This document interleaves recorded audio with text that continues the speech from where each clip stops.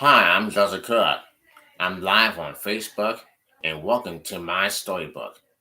I'm live here at home and this book of the part three in this book called Many Thousands Gone, African Americans from Slavery to Freedom. This will be the part three in this book.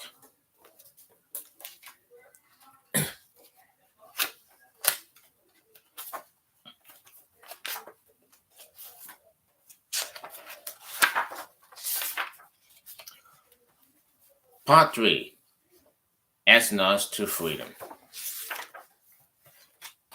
At the midpoint of the mid at the midpoint of the 19th century, slaveholding planners believed that slavery was, or should be, a cornerstone of American life. The United States was one half slave and one half free, and the formula in the Ministry of California into the Union as a free state in 1850 would tip the balance against slave states. Senator John C. Calhoun of South Carolina said the South would resist a free California, since it meant that free states will outnumber slave states. A movement for the conversion goal was the formation of the Southern Confederate began to involve a serious political conflict. President Zachary Taylor proposed that the Utah and New Mexico territories be organized to permit slavery at the same time that California wasn't admitted as a free state. The president hoped this compromise will stop the South from working up the issues of secession or withdrawal from the Union, with other conclusions added, including a second Hampshire Free Fugitive Slave Act. The president's proposal was passed, called the Compromise, Compromise of 1850. It was meant to be a truce between slave states and free states and to put the slavery dispute to rest. But the truce brought no peace to anyone. None of the British then announced the new Fugitive Slave Act, the name for it. They said showed that slavery had never been secured in the South. Nonetheless, nonetheless flocked to entire slavery caused in large numbers. In 13 northern states, passed personality liberty laws to the new act. Ohio, a New York court states that started that black people were free the moment they crossed the state's borders. The black people in the North felt increasingly threatened as the slave system and the new fugitive slave act crept their way. In the South, there were more talk of seceding from the Union as shanking peace at last until 1854, when Congress passed the Kansas-Nebraska Bill. This bill allows Kansas and Nebraska to become territories that will decide their own slavery questions. In reality, it meant the territories were open to slaveholders, post settlers, and in-time slavery settlers rushed to Kansas in class. Many people were killed. The territory became known as Bleeding Kansas. The terrible strife that followed was one of the events leading to the outbreak of the Civil War in 1861. Meanwhile, slaves delving from the South, becoming fugitives from the slave system wherever they could, as conflict between the North and the South grew. The fugitives, in effect, ran right into the Civil War. Anthony Burns. Anthony Burns was born a slave in 1834. He grew up as a favorite slave child of his owner, John Sutter of Virginia. When Sutton died, His son, which Sutton died. His son, Charles, took over the main maintenance of his father's slaves. Charles sold some slaves away in order to pay debts and began hiring Anthony Bones out. Anthony was clever and brought in good money for his owner, so Charles Soto also favored him. He even let Anthony arrangements where he will work and what will be paid by the white man who hired him. Anthony often walking away from home and didn't see Soto for weeks at a time. As luck would have it, Anthony got a job near the Westmead Docks in 1854, and it was here that he planned his escape. With the ad of the sailor friend he had aboard a ship bound for Boston, Massachusetts. The hiding space was damp and dark, no better than a hole. It allowed Anthony to lie on one side, but it was so narrow that he could not turn. It was early spring, and Anthony had never known such cold weather. His feet had froze in his boots, and he became deadly ill from sickness. The trip, usually took 10 days to 2 weeks, took almost 3 weeks. At the next port, put me off. Please, Anthony began his friend. I cannot stand it any longer. Put me off the ship. But what about freedom? The sailor asked Anthony. It dies. Because surely I am dying. Anthony answered. His friend is sure, Anthony, that he will not die. He supplied Anthony with fresh water and bread and, once in a while, meat. When they docked in Boston, Anthony walked away limping, monsters itching, but a free man at last. His freedom was short-lived. Charles Sutter, Sutter, informed of Anthony's disappearance, had quickly discovered his whereabouts. He slipped into Boston and made arrangements for Anthony's capture. One evening, as Anthony came home from work, he was set upon by a group of men who arrested him and led him to the courthouse jail. There, Anthony was met by his owner. Salter bowed before Anthony.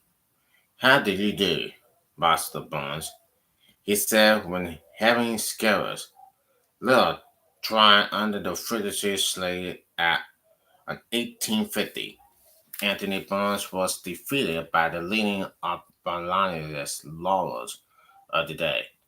His capture, his capture in the North and his trial at the moment of the passage of the Kansas-Nebraska Bill were the last straw for anti-slavery people who poured into Boston by the thousands to get Anthony Burns their support. Other zealous unbelievers ever stormed the courthouse, but that failed to free Barnes.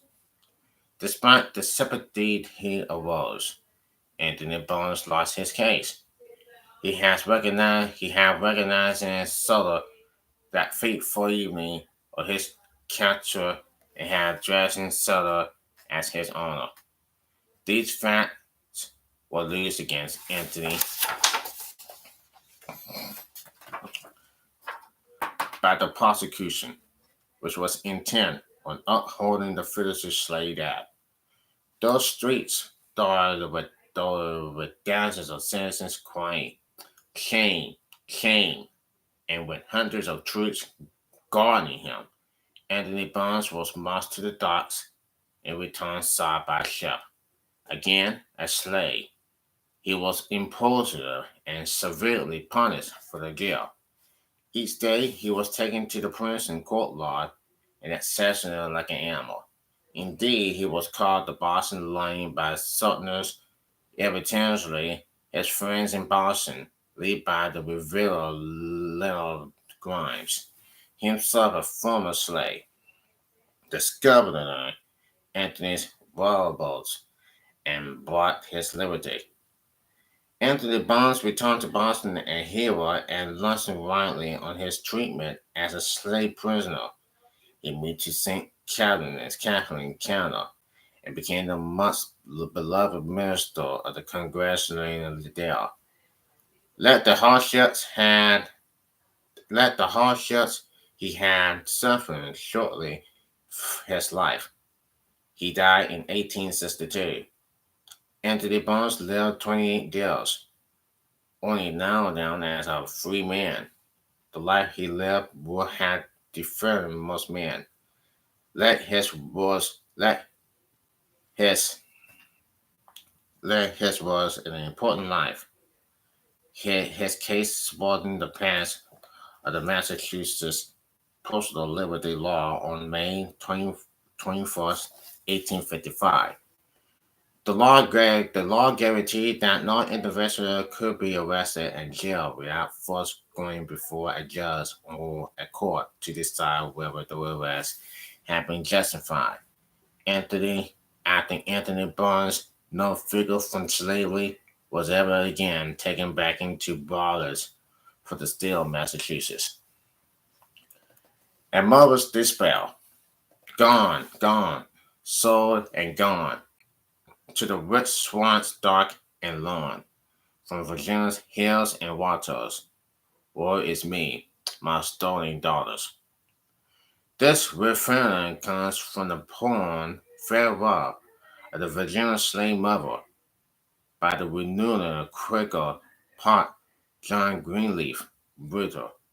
It expressed the outrage on the Belarus felt toward the most hateful feature of slavery, the breaking apart of slaves' families, through their sale or induced in Oxford.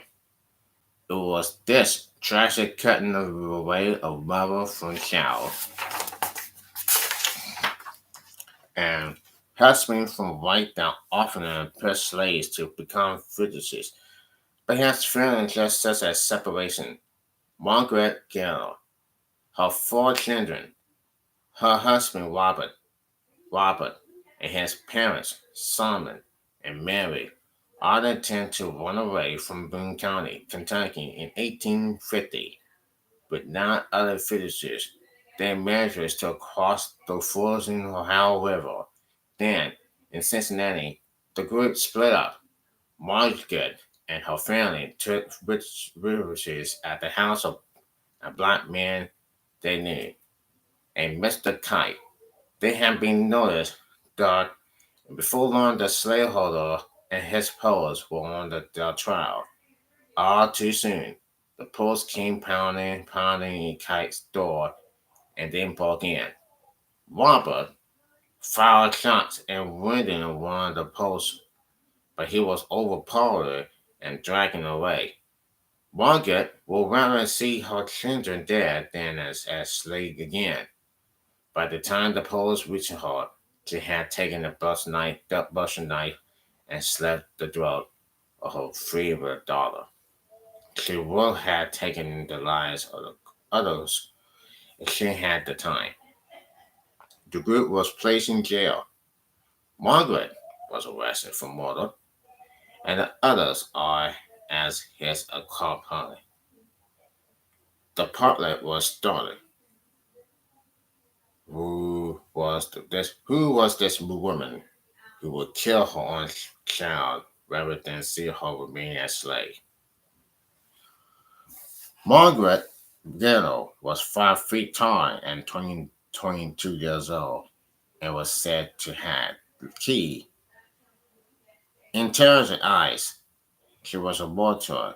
Her face was scaled on the forehead and cheekbone. As to the cause of those scales, white man struck me, was all she would say. She wore a turban in the courtroom and a dark colored dress. For all of the time of her trial, her two small boys played at her feet. She held her second little daughter, a child of about 9 months, in her arms. Margaret expressed was forlorn and desperate, far alone. The words of the words or cheap cheers spoken by friendly our beloved. Margaret asking the judge to take her life. She was saying all the way to the gallows. She said, but he sent her back to slavery instead. A quiet, a quiet crowd followed Margaret and her family as they were escorted to the ferry. On the way back across the Ohio River to Kentucky, Margaret even jumped or fell overboard with her smallest child in her arms. Men jumped in after her and saved her life, but the child was drowned. When Margaret heard this, she was overcome with joy. Yet another one of her offspring was out of the reach of bondage. Soon after, soon afterward, Margaret Gaynor was said to be lost in a sickening hell of slavery. She was towed to the deep south, into the brutal, disease-riding heat of the waste fields. Newspapers reports stated that she died of Tanapola fever in 1858. Nothing was heard of her two small sons. Yet history remembers Margaret Gaynor. She with her will of steel, her French heart, and her love of family and freedom. Enslaved from Missouri, Doyle Scott was born a slave in 1795 in Missouri. In 1834, when he was 39, he was brought as a horse server by Dr. John Emerson, an army surgeon. Emerson then moved with D. Scott to the Free State of Illinois. Later, they moved again to Mount Salem in the Free Territory of Wisconsin. There, Scott married Harriet, and their first child was born. When Dr. Emerson's work was finished at Fort Salem, he brought dear Scott and his family back with him to Missouri. Soon after that, Dr. Emerson died, and 8 years later, the Scott got help from unbelievers laws. In 1847, he filed suit for his freedom in the Circuit Court of St. Louis. Again, Dr. Emerson's bringer Scott's grounds were that living in a free state and then a free territory had made him free. For almost a decade, the Dred Scott lawsuit was a burning issue across America. The case, Scott v. Sanford, went to the Supreme Court. At the time, five justices out of nine were Southerners. Chief Justice Walter Chandler was a Maryland slave owner, and his appointing, the Missouri Compromise, was unconstitutionally. Negroes could not be regarded as citizens of the United States, and the Supreme Court could not deny the slaveholders right to take their slaves anywhere in the North or in the South. It is the judgment of this court, started today that the pamphlet is not a citizen of Missouri in the sense in which that word is loose of the Constitution. In other words, the court's opponent, Dave Scott, was a person about civil rights.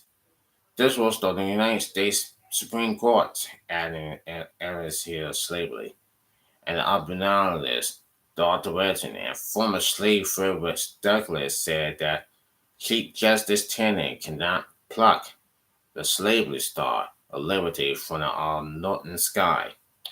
Oddly enough, only weeks after the secession, Scott was set free by a new owner. Unfortunately, D. Scott died a year later. The Dred Scott decision of 1857 made slave owners more secure by strengthening post-secure forces. It appealed to give freedom support to the idea that slavery was natural and could be introduced into any United States territory.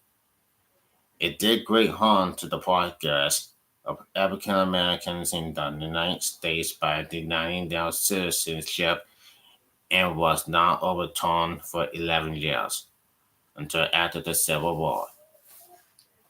A Kentucky runaway. It was May 8, 1857, that runaway indigent white was discovered living in a town merchandising in Bug, Ohio. He's been working there for about 6 months, trying to make enough money to bring his wife and children out of the South. When the United States Deputy Named Sheriff for Sutton, Ohio, with his personal 9 assistants, came along for him. White took refugees in the attic of the house belonging to a man called Andon Hattie. The monsters posed found on Hattie's house. Intentionally, White fired back from the attack. As war spread against it, the people of merchandising board managed to rose up against the post and the monster men with pitchforks and clubs, and women said to have the dog they been getting still on their hands, chasing the post away. It returned 2 weeks later, only to hear that Anderson White had long since taken the railroad to Canada. At that point, the monster arrested citizens of the community for giving theirs to that fugitive and help him escape. Undoubtedly, Heidi and the night Heidi was an arbalist, who had sent over 500 fugitives along the railroad, acting as their agent between two local underground stations and stations 40 miles to the northeast. Now he himself became a fugitive, hiding in the homes of his friends and the swamps. He knew he would go to prison if caught. Angry citizens of Springfield and Xenia, Ohio, got out of bed to follow the polls as it heading south with the merchandise for prisoners. Meanwhile, Andani and High was still on the loose, still running. He knew the dark, winding country roads, as well as he knew the backs of his hands and easily evaded those who sought him. Members of the Post tried to capture High when he sneaked home, but he disguised himself by covering himself with swamp mud. People who didn't recognize him laughing at the madman. People who knew him admiring his cleverness. The Packers of Time, he called the event the dancing white story, but his rescue had a lasting effect on the people of Ohio, making their opposition to slavery stronger than ever. Alexander Ross, down for Canada. Alexander Ross was a Canadian, a physicality and nutritional war frequency about birds and insects. He knew the effects of slavery from seeing with his own eyes what it had done to frequency in Canada. But reading Uncle Tom's Cabin spurred him to action. He came to the United States and sought out on the bottom liners, Greg Smith. Smith introduced him to this national races of the day. They all agreed that with his scientific knowledge, Watts might very well invade the South, posing as a modern professor. Under that cover, he could have the cause of freedom for slaves, and that is actually what Alexander Watts did. Because he was white and a gentleman, Watts can travel the South freely. He first went to Richmond, Virginia, to watch people and to learn. Before long, he talked to 40 slaves at the preacher's house, telling them about roads north. These roads, he told the slaves, will take them along the Underground Railroad to safety. Ross gave the slaves names of people who would help them and directors to their towns. He also asked the slaves to pass the information on other slaves he might want to run. Worked out around that a northerner went on giving slaves directions for escape. Alexander Ross did even more than that. He provided another fugitive group with money, weapons, food, and a compass. He quickly left the South for Pennsylvania before he could be captured. It was there that he developed and called for leading fugitives from one station on the underground to the next. In Ross code, the number 29 was the town of Severn or Howell. Minder or Howell was number 2. Hope was Cleveland, and Sunrise was Sandusky. Midnight was Detroit. Mexican. Once can imagine one of the Ross messages. We hope this to rise at sunrise. Then we will be rest by midnight. These messages marking the path of travel and the main towns where slaves will be helped on the railroad. Going to Canada, and finishing might even enter the country from glory to God. Was called for the wisdom or tongue or God be precious, poet Stanley. After the time Alexander Ross returned to the South, undercover his since his field work.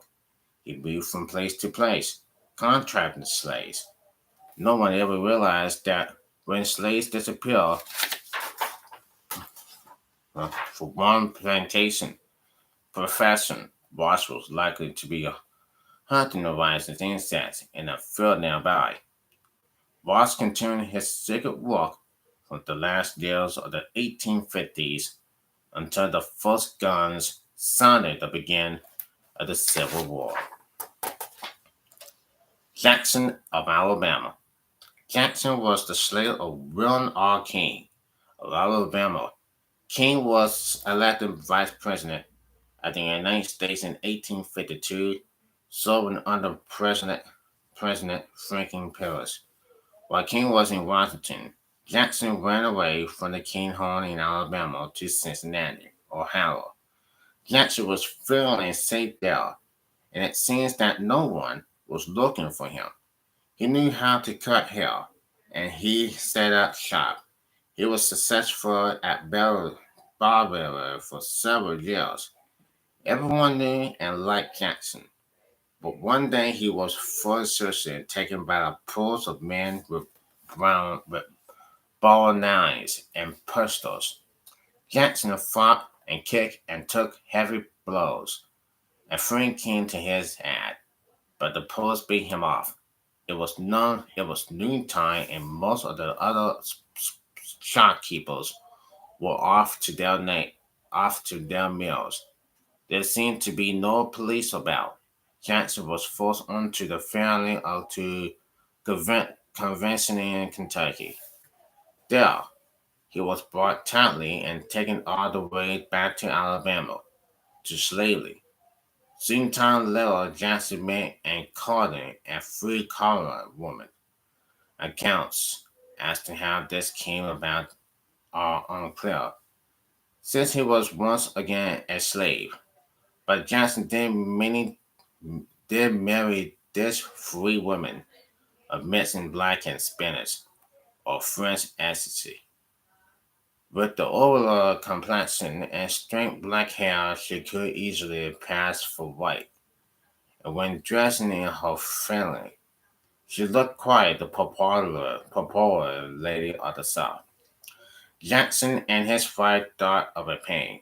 She would pose as a white woman of class on a trip to Baltimore. Jackson, who was small in stature, we disguising himself as her female servant.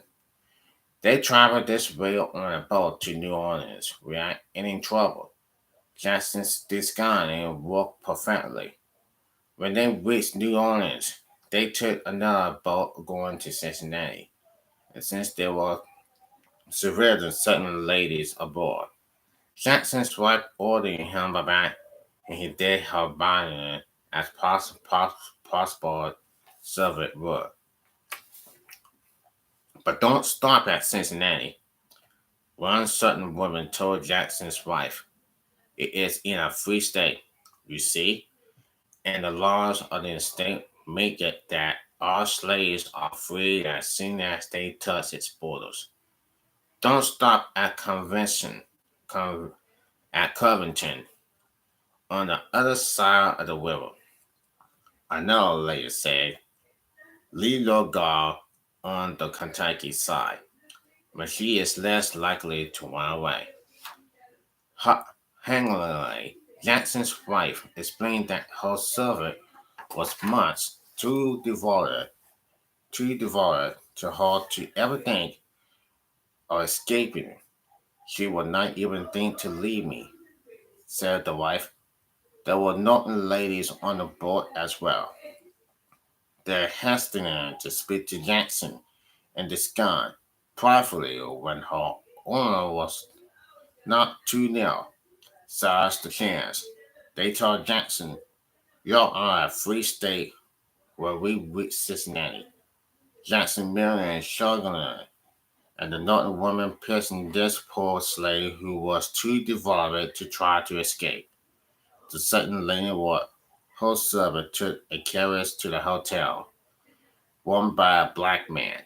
Jackson knew the city well and had friends nearby. Once he and his wife were settling in the hotel, he sent out one message to the Urbana Lions level coffin and another to the Underground Railroad conductor, John Hatfield. Both arrived at the hotel at about the same time and were directed to the upstairs parlor.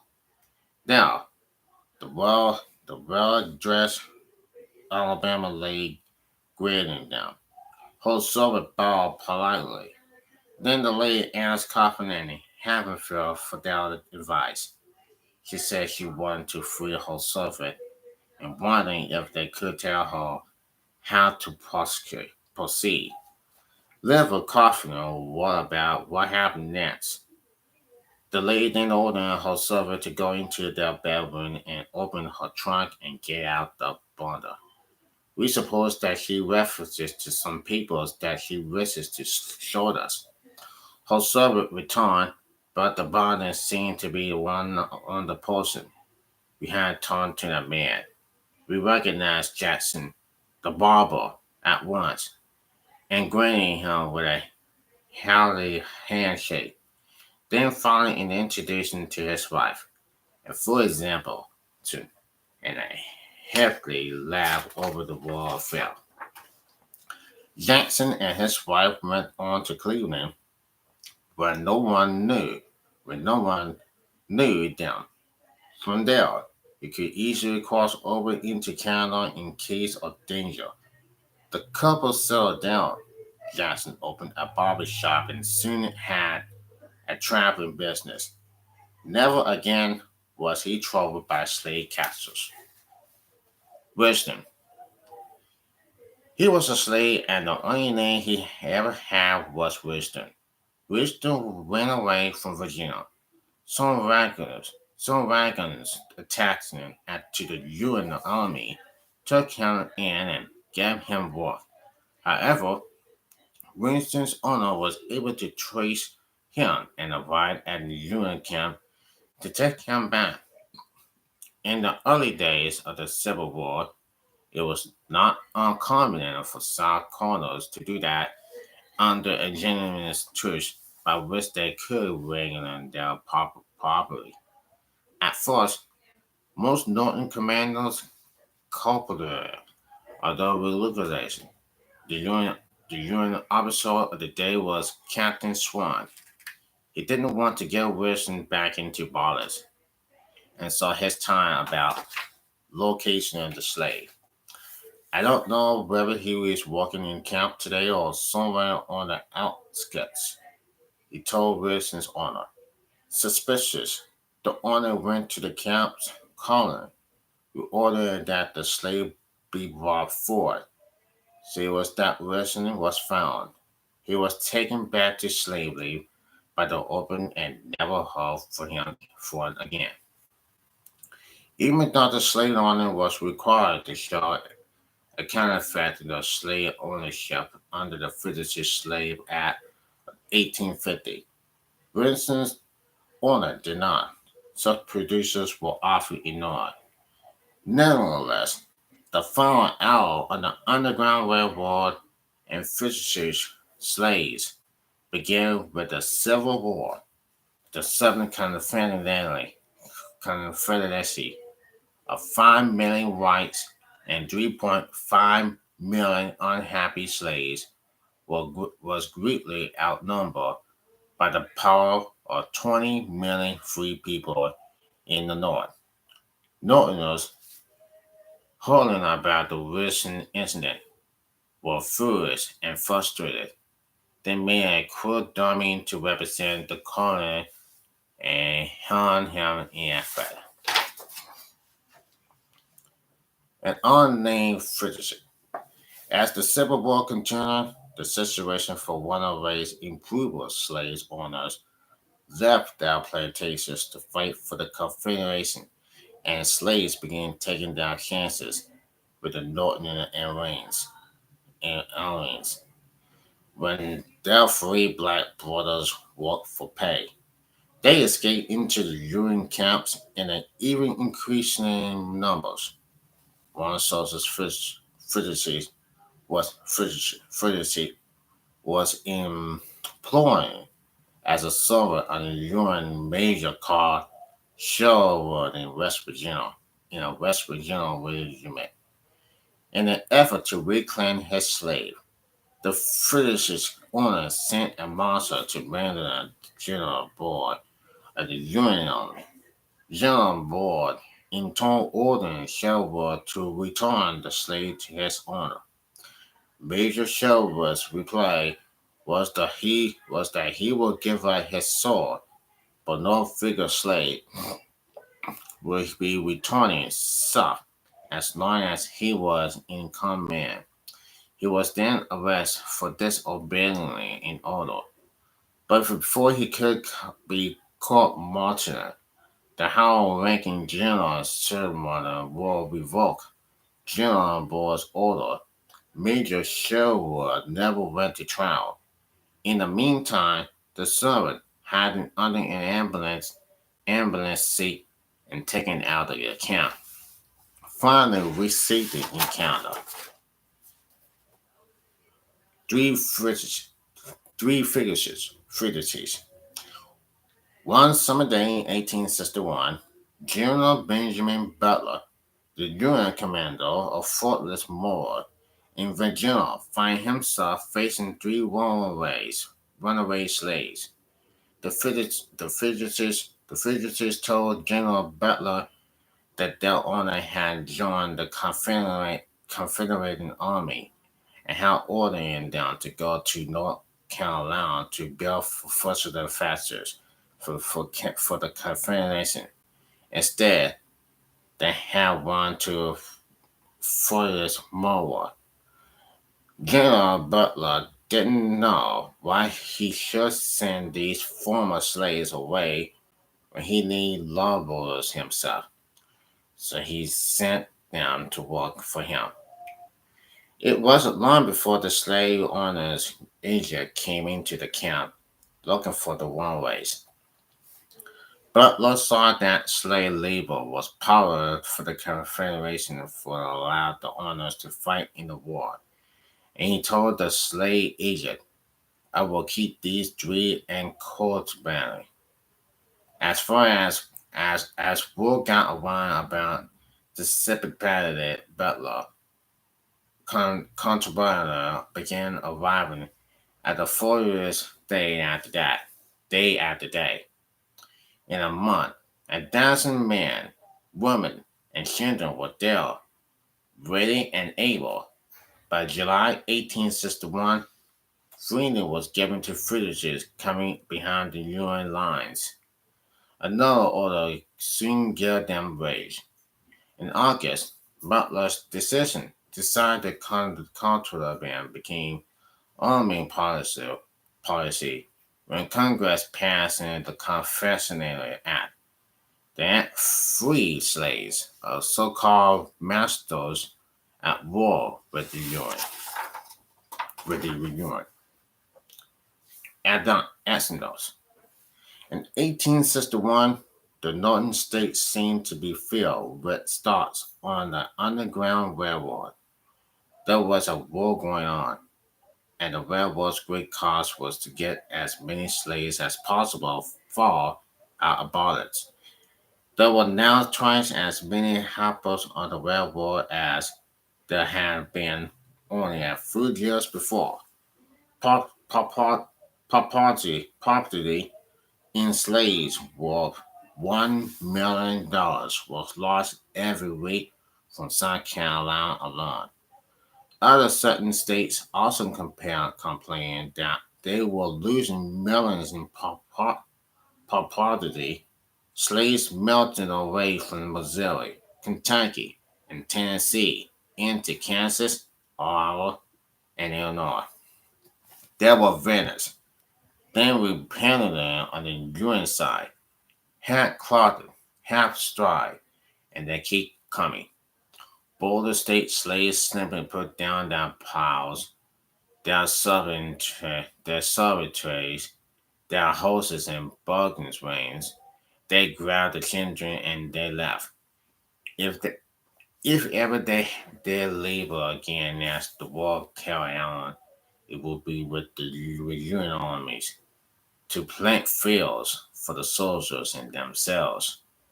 This was a great lever taking, confusion, and terminations, not unlike the Asdod's, in which the entire in which Israelis left Egypt and with Moses as their leader. The blacks had the North Star of freedom to lock down and the evil present and the evil percent of the Union armies to lead upon. But the slaves and Asdodans was also a bonus number of men, women, and children to be housed, fed, and clothed. In truth, it was revolution. It was revolution. As 500,000 apostles, people filled with hope, left the slave fields and all the errors of their unpaid labor. They flowed into the Union camps in search of freedom. They were a treasure waiting to be spent on winning for the North. General Benjamin Butler called for black freedmen, 200,000 still live in the South, to defend the Union. Frederick Douglass called for black religiousmen to help. Unbelievers called for President Lincoln to free all slaves. In 18 in April of 1862, Congress freed slaves in the District of Columbia. It paid their owners as such as $300 for each one freed. In June 1862, Congress abolished slavery in all territories. Lincoln issued the expeditions proclaimed imperially from the September 1862. He then warned the South that it must return to the Union on in 100 days. On the 1st of January 1863, all prisoners held as slaves in the rebellious state will go free. The South did not return to the UN. The South did not return to the UN, and on the given date, the final proclamation was issued. A proclamation. The end of the petition of proclamation, proclamation was drafted in 1862 and put into effect on January 1st, 1863. It freed about 1 million slaves in the states and parts of the states that had seceded from the Union and were in the rebellion. It's explained in Tennessee and prairie states around New Orleans because they were there considered under federal government control.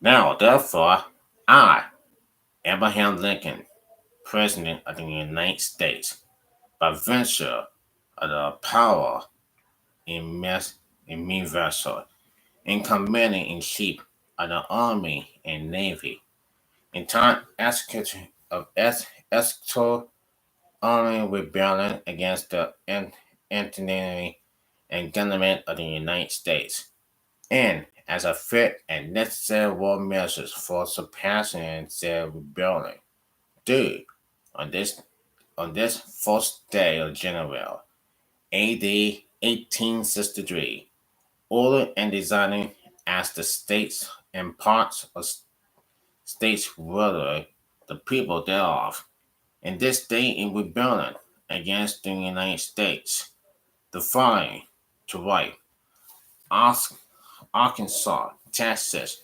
Louisiana, Mississippi, Alabama, Florida, Georgia, South Carolina, North Carolina, and Virginia, except the 48 countries designing designing it as West Virginia. I order and declare that all persons held as slaves within the said designated states and parts of states are, and henceforth shall be, free, and that the executive government of the United States, including the military and naval authorities thereof, will recognize and maintain the freedom of said persons, and I hereby enjoin the people, says declared, to be free to access from all violence, unless it's necessary self-defense, and I recommend to them that in all cases will allow their labor faithfully for reasonable wage, and I freely declare that make known that such persons or servitude conditions will be received into the armed service of the United States to grace the Grayson Force, positions, stations, and other places, and to man vessels of large sorts in said service. And upon this act, sectionally believed to be an act of justice, returned by the constitution upon military necessities, I invoke the considerate judgment of making and the graces of favor of Almighty God. Deliverance. Genevieve was the town of most slave lose for its emancipation. Frederick Douglass was in Boston Temple with hundreds of black and white albinoes on New Year's Day, 1863. He won for the message that would tell them that Lincoln had indeed issued the proclamation. The proclamation. With it came the packing shorts and diners, shouting and crying out, rising to sing the anthem. Sound the loud timbrel of the Egypt dark sea. Jehovah having trumpet. His people are free. The account below is taken from the autobiography of Jacob Storybook, a South Carolina slave who was freed by the Emancipation Proclamation.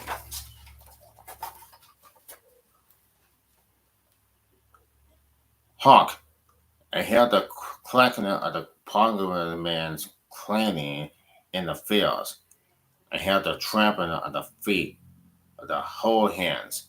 I heard the coarse and harsh voice of the Negro driver who had broken director of fair tax gains, and the shell voice of the white overseer shredded at the slaves. I heard the stress of the lash upon the blacks of the unfortunates.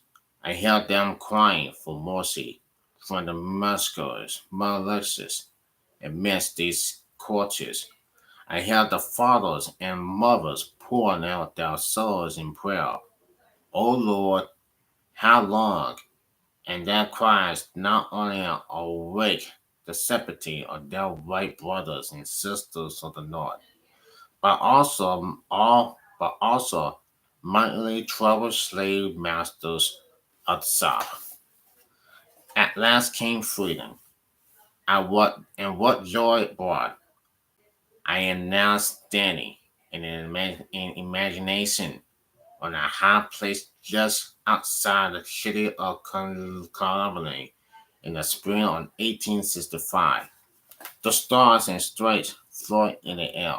The sun is just making its appearances from behind the hills and joining its beautiful light upon green bush and trees and tree.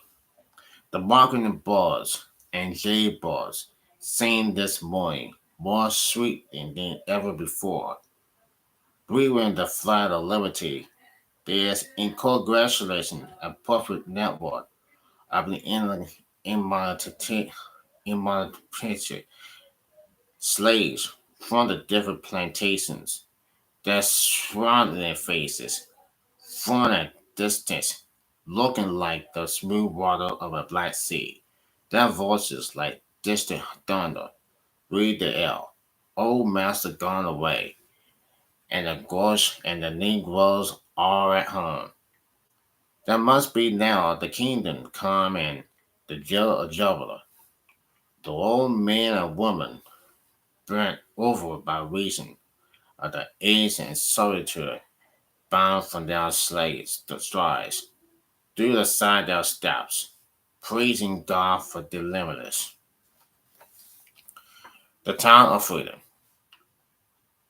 Representatives of the Union Army read the official word of the album of the emancipation to black and white Southerners by the dozens. The Southerners came to listen on street corners in towns, on plantations, in churches, in schools, and in farm yards across the Southern states. Sometimes a slave owner will get the news to his slaves. There were jubilee celebrations throughout America as war brewed along the underground of Red Project. Slaves did not hear about the colonial free all on the same day or at the same time. In Texas, application came to be as Juneteenth, June 19.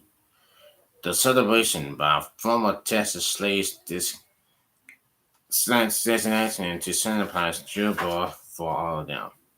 Moreover, the majority of the 4 million black people in the United States will remain enslaved until the ratification of the 13th Amendment to the Constitution in December of 1865. 18 in in December of 1865. In 1863, the Union battalion enlisted black soldiers, thus making extraordinary good use of former slaves. In all, some 200,000 American blacks Soviet Indian Union's military. The war participated in 29 major battles, including Richmond and Arpassonary. 16 of them will receive the Congressional Order, Congressional Medal of Honor. When they march to war, they sing, "No more extra block for me." The joyous anthem of freedom written by some nameless aspiration former slave, most likely in a congressional. I'm gonna say this again. 16 of them were receiving the Congressional Order of Honor, where they marched to war. They saying, "No more extra blocks for me." The joyous anthem of freedom written by some nameless aspirer former slave, much like in a yell of Germany. It says, "No more oxen black for me. No more. No more. No more oxen block for me. Many thousands gone. No more drivers lash for me. No more. No more. No more drivers lash for me. Many thousands gone." Now, afterward, with the refreshing of the 13th Amendment to Constitution on December 1865. There was freedom, finally, for all the full African Americans. There would be no more borders, no more running away. Slavery was unboundless in America, and never have humankind seen freedom given at once to so many. What do you do with freedom? The free people wondering, but when they had time, whether they owned it to think about it, they knew. Some thought they were on the land of their former so-called masters. Many of the great Southern missions were still destroyed. The slave quarters cabins were largely empty as well. Who would defend the free once the Union Iranians left the former land of the Confederation?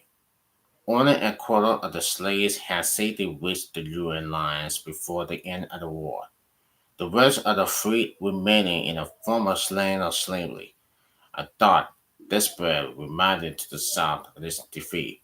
The blacks knew they would have to learn to defend themselves. They went away down the roads, as they had been doing for years, and to Foster's. But now they did not run away. Now they were free to have nothing but the Sutton size. They were free to have rain soak them day and night, as they lay unshadowed. Nothing had even come easy for them, and liberty would not come without handshake, without hardship. If they ran now, it was only from disease and starvation, and from the race haters. Help came in 1865 with the formation of the Freedmen's Bureaus, 1865 to 1862.